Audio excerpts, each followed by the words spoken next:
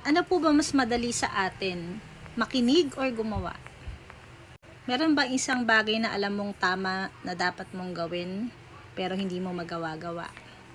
So, yan po yung relate sa ating God's Word for today, sa devotion natin ngayon, which is James chapter 1 verse 22. Actually, naging topic na to last time sa CCF. So, sa Genuine Faith na series. Ayan, do not be hearers only but doers. So, ayan, do not merely listen to the word and so deceive yourselves. Do what it says. Napakaganda ng Book of James kasi ang daming mga pinopoint out hindi lang yung kung paano maging genuine believer, kung paano natin malalaman kung tayo ba ay totoo ba tayong mga mananampalataya. Yan. Kung kasama yan. So, tayo dyan, let's meditate on this word. So, dito, si James po, ay winawarn niya ang mga believers na ang simpleng pakikinig sa salita ng Diyos, hindi po enough. So, true faith requires action. Diba, parang sinabi rin niya sa chapter 2, verse 17, faith without deeds is dead. So, same lang dito yun. So, kung tayo ay nakikinig lamang, pero walang pagsunod, niloloko daw natin yung mga sarili natin, diba? Into thinking that we are spiritually mature, when in reality, obedience is the real evidence of faith. So, ang basis po talaga ng genuine or real faith is by obedience. It's marked by obedience. Hindi sapat yung marami kang alam. Kasi ganyan din po ako before, nung hindi pa ako talaga nag-grow sa aking relationship with the Lord. I just know, head knowledge lang lahat ng mga nalalaman mo sa Bible. Yung mga pag-aaral lang.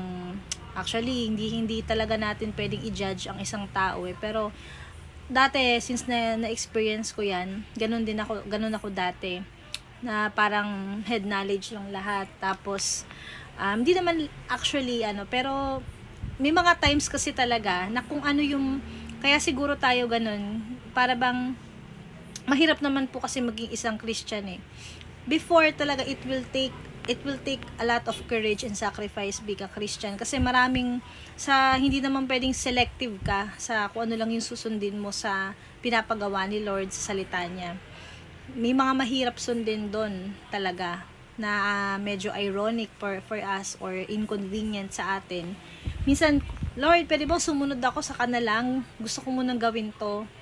Wala rin yun. So, partial obedience, kahit nga yung delayed obedience, still disobedience pa rin. So, talagang doon mo masasabi na totoo kang Kristiyano, totoo kang mananampalataya kapag sinusunod mo yung salita ng Diyos nang walang pag-aalinlangan. At lahat talaga, hindi mo pinipili lang kung ano yung dapat mong sundin. Yun. So, yun nga. Minsan kasi, di ba, kaya nga yun sinasabi ni Lord na sa Matthew 7 21 na not everyone who says Lord, not everyone who calls me Lord will enter the kingdom of heaven. Kasi sino lang daw yung but only those who know who do His word, sumusunod sa Kanya. So, how can we apply this word in our lives today? So, i-assess natin yung buhay daw natin. Let's examine our life honestly. Ito yung itanong natin sa ating mga sarili. Lord, sinasabuhay ko ba yung mga nababasa at naririnig ko galing sa iyong salita? Yung pagbabasa ko ng Bible, yung mga preachings na naririnig ko, diba, sinasabuhay ko ba yun? Or nakastuck lang sa head ko lahat? So, this verse challenges us to move beyond good intentions and take practical steps of obedience, showing love, forgiveness, humility, and integrity in daily life. So, ang faith natin should be visible through our actions talaga. Doon talaga ang basihan yan sa actions natin. Diba? Diba may sinasabi nga din na action speaks louder than words. Same din yan. Madaling magsabi ang isang tao na, ay okay naman ako, kunyari mabait ako, ganito, nagsiserve ako kay Lord, tumutulong ako sa kapwa ko, nagbabasa ako ng Bible, lagi nagpe-pray ako, ganto-ganto. Pero minsan superficial lang yun. Parang pinapakita mo lang na you're trying to portray a character na para bang too good to be true or parang holier than thou ka. Pero in reality, pag walang nakakakita sa'yo, ito yung ginagawa mo, hindi ka naman sumusunod talaga. So, it's between us and the Lord. Si Lord naman ang nakakakita ng lahat. Yan. So, we can deceive people but not God. So, our prayer, Lord, help us not to just be a hearer of your word but a doer. So, may He give us the courage and discipline to live out what He teaches us, even when it's difficult. And let our lives reflect His faith. Let our lives reflect our faith in Jesus. So, ayan po.